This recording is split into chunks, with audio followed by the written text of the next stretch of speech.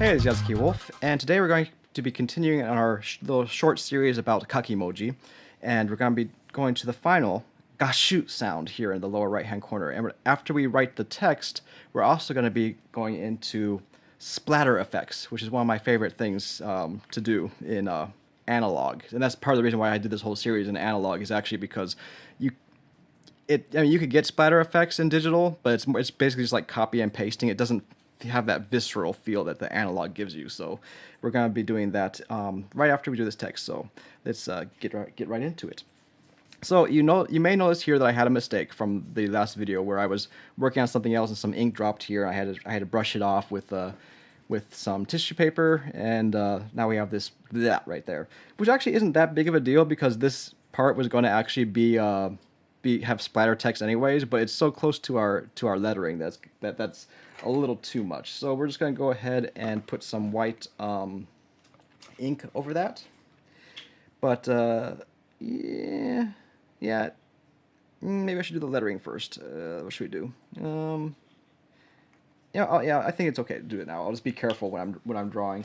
Now, if you have more time in your hand, you might want to split these up by a couple of hours in between each step, because I mentioned in the last video, but there's a risk of the white ink mixing with your black ink and making kind of a gray goo that's not desirable. So I'm gonna have to be careful when I'm doing the lettering to not touch this white ink. There we go. That's good enough. I mean, there's a lot of mess here, but that's fine because I want this to be a messy scene anyways. All right, so that would work.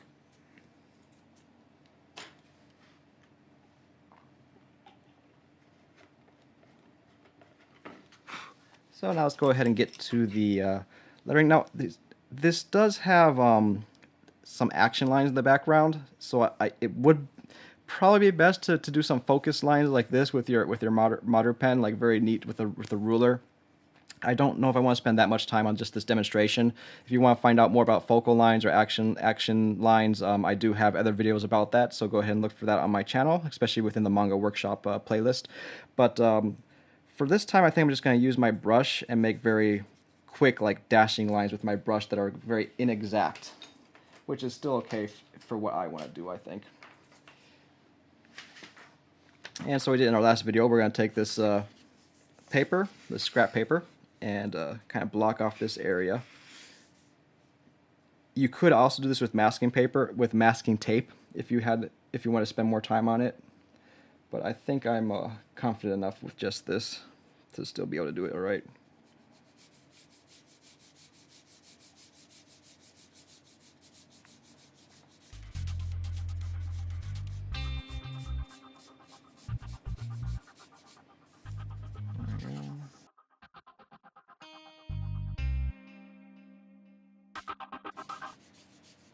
This corner here is going to be a little tricky, but let's try something like this. Yeah, it should be okay.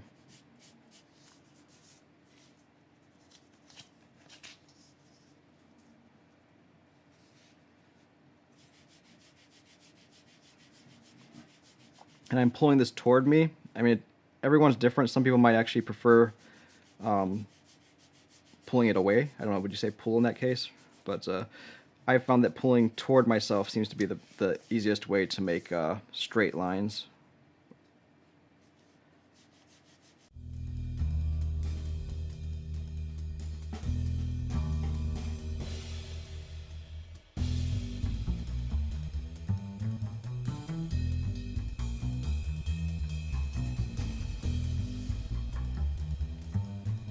Right, you know what? I think I may have lied.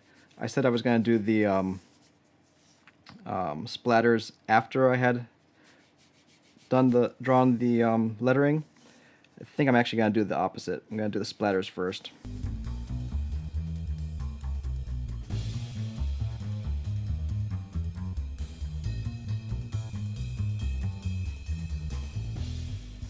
Okay, so that's more or less good enough. So now for the splattering. Okay, so to do this, we need some scrap paper. I'm gonna have some paper here to block the top. I'm gonna have some more paper. I can use this as it is to block the side. There we go. Let's get one more paper to block the other side. So now you may have seen like street performance art and stuff where you have people that just kind of dip their brush into a thing of paint and then just kind of fling it around and make splatters all over the place. You could definitely do that, but if you don't want to make a complete mess out of your apartment, it's not advised. There's a much easier way to do it without actually like flinging like it's a samurai sword or something. Just simply take your brush, right? Dip it in some ink. Let's kind of control that a little bit so it's not complete gabs. And this is so amazingly easy, and I was really impressed with this when I first learned about it because it's so simple and it works so well. So what we do is just take another like pen or pencil or anything, really, and hold that out with. I'm going to do it with my left hand. I mean, if you're left-handed, maybe you want to do it with your right. So you hold that out like this, and then you put your brush on it, sort of like this, making a cross. And all you have to do is just tap, like so. I don't think I put enough ink in there. Let's try one more time. Okay, let's go ahead. There we go. See, there you go. So you just tap where you want to go. And there's the like, splatters coming out there.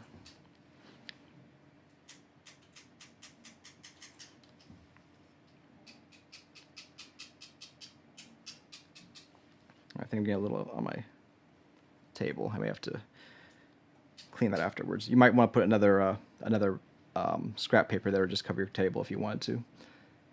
I think I'm gonna get a little. I want to get bigger gobs. So yeah, that's really gobby. I don't know if you can see that. Maybe a little too gobby. Let's get a little bit off. Let's see what this does. Oh yeah, that's pretty intense.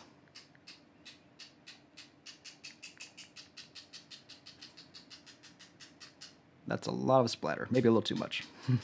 But it works. There we go. So that's pretty nice. And the other thing you do, well, I should probably wait for it to dry. So I don't know if I'll do this in this video or not, but if I feel like it later. Once it's dried, another thing you could do is you could actually go over again with white ink, or you could, if you had like a black Beta Nudie frame, you could use white ink and make white splatters as well. So it doesn't have to. There's nothing in the rulebook that says it has to be black ink. But isn't that just amazing? You just kind of tap and just this stuff starts shooting around. It's almost like having like a what's that called again? Like a spray paint or something effect. It's kind of cool. All right. So now that we got our splatter, we can go in and start making the lettering. I'm probably gonna need a new thing of scrap paper to cover my hand with. Luckily, I have tons of scrap paper to go around. All right, and now since this is a very chaotic scene here, I can the outline doesn't have. I don't want it to be blocky. I do want it to be kind of sharp, but not as controlled as the mouter pen I use there. So I'm gonna be using my brush, and I mean you can use marker or whatever you want as well. There's no hard and fast rule about it here.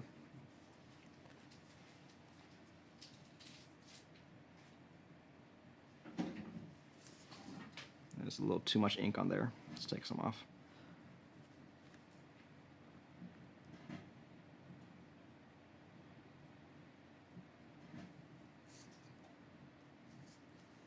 Probably should start from the upper left-hand corner. Forgot about that.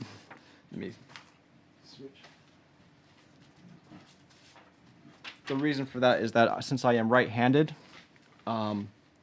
if I want to put my right hand down now, I would be putting it down on the ink that I just applied. So it's better to start in the upper left-hand corner when you're right-handed, so that your hand's not touching ink that's not dried.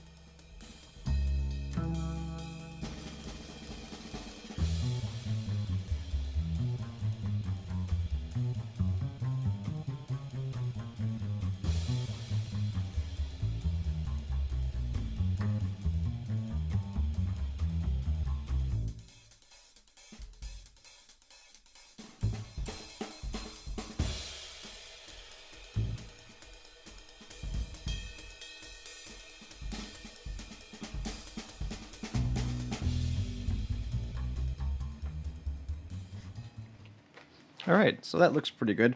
The last step is to just give it a couple hours to dry, and then after it's dry, you could go through again with white ink or white pen or something, and go over the outlines to kind of bring it out from the background. Because right now you can see that it is kind of blending in a bit to the background. That's something you kind of want to avoid. I will need to give it a little bit more time before I can show you that, though. So let's skip through time a little bit and continue in a moment. Okay, and we're back. I think it's mostly dry now. I cheated a little bit and used a hair dryer, so it didn't wait a full hour. But if you want to be extra sure, yeah, give it like an hour or two. But let's see. I think this should be good enough. Let's go ahead and I'm gonna use a brush for this. I've found in the past that these kind of white pens seem to be the best, but I haven't bought any new supplies in a long time, and I don't think that the ink in these are actually performing particularly well right now. So I do recommend them if you can find a good one, but it seems like the ink might have been slightly dried out in these. So I'm going to be using just your standard white ink. I think if you have like liquid paper or like whiteout or something, those also work fine. And we're just going to take a little bit of that and put it onto our brush. You know, actually, I think I'm going to clean this brush real quick because I think there might be some black ink on it, which may give me a gray color instead of white. So 1 second. All right, I think that should be a bit better. Let's go ahead and put some of that ink back on there. And we're going to go ahead and outline the lettering with a white outline.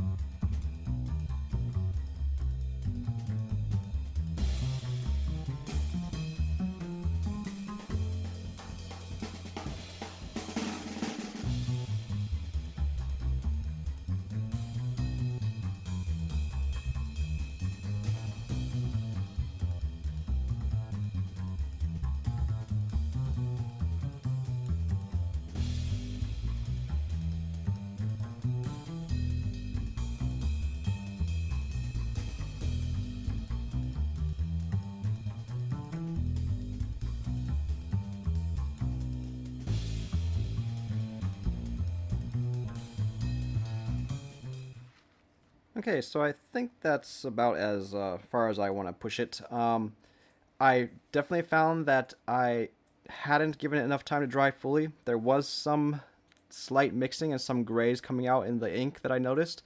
Hopefully you'll be a little bit more careful and fare better than I did. But for the most part, I think I was able to avoid any major issues with it.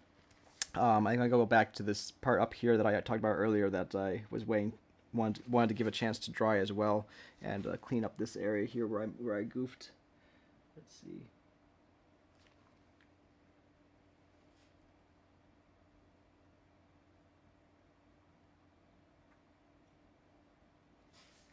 There we go. That's a little bit better. I mean, I could stress over it a little bit more, but I think for now that's good enough for the purposes of this video. Please let me know if you have any other questions or any other topics you'd like me to cover in the future. But for a summary, that was kaki-moji. You have a very small kaki-moji that's kind of just an accent to a scene to give a little bit more flavor to the atmosphere of what's going on in that scene.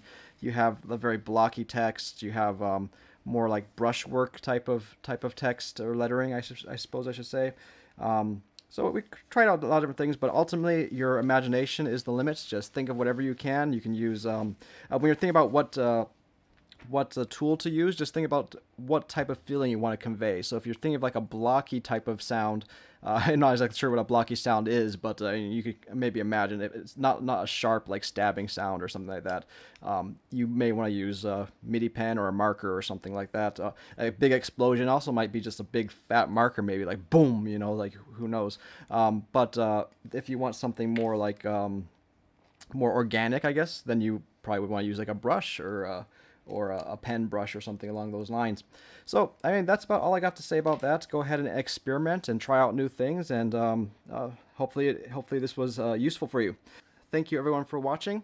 Thank you R2D2 for all your help. So until next time, stay creative and keep drawing. Yoroshiku.